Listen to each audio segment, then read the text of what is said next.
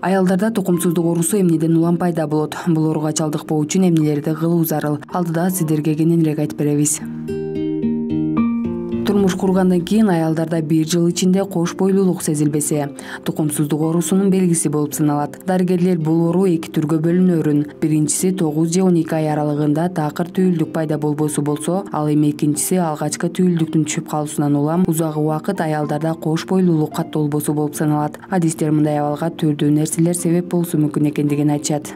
Биринчи орунда азыр практикада аялдардын ар кандай сезгенүү ооруларынан ушул аялдык жыныстык органдарынын сезгенүүлөрүнөн болот да. Аларга эмне алып келет? Аларга көбүнчө эле ошол жыныстык жактан жугуучу инфекциялар бар. Ошолордун негизинен алар ошол баягы бизде маткабыз турба, турбалардын ичинде баягы сезгенүүлөрдү кылып, аларды тосуп, турбанын өткөрүмдүүлүгүн жоготот да. Ошондо анын боюнда болбой калат. Анан экинчиси аябай кеңири тарагандагы болот bizde. Бул биздин эндокринный система деп коебуз. Бул гормональный системанын бузулушу болуп эсептелет да. Аларга андай болгон мезгилде бизде баягындай овуляция. Овуляция деген бул аялдын уруктук клеткасынын бөлүнүп чыгуусу.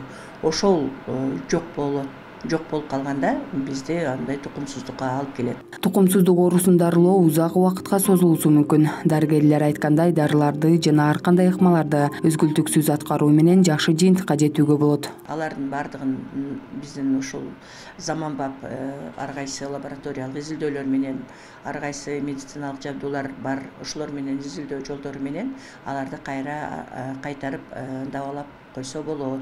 Кээ бир убактарда баягындай көп каражат кетүүчү анализдер тапшырышканга туура келет. Көп мындай кымбат баалуу изилдөөлөрдөн өткөрүлүү керек болот. Ал негизи көп убакытты талап кылат. Албетте ага аракет кылыш керек да. Анан тез эле бүгүн келип, эртең 10 күн лечение кылып, 10 күн дарылап эле анан кийин боюнда болуп кала турган учурлар азыраак кездешет, конечно. Кээ бир аялдарда туулгандан тарта жатын органынын жок болуусу же кичинекей болуп калуусу балалуу болуу мүмкүнчүлүгүн жокко чыгарат. Мындай учурда медициналык ыкмаларда жардам бербей калуусу толук ыктымал. Кыз балдар төрөлгөндө ошондой жана дагы айтып кеттим, ошол тубаса маткасы же жок болуп калышы мүмкүн, же турбасы жок болуп калышы мүмкүн, же болбосо ошол кичинекей размерде болуп, ал дагы өспөй калган болсо, ошону биз ошо детская матка деп коет бизде. Анда ошол боюнда болууга мүмкүнчүлүк жок болуп калышы мүмкүн дейм. Аларды лечение кылып өстүрүп төрөтүп бериш деле өтө татаал да. Дарыгерлер мындай абалга кабылбоо үчүн адамдарды психологиялык жактан күчтүү болуп, депрессия, стреске кабылуудан алыс болууга чакырат. Стресс, психологический стресстин немесинен дагы ушундай тукумсуздукка алып келет да.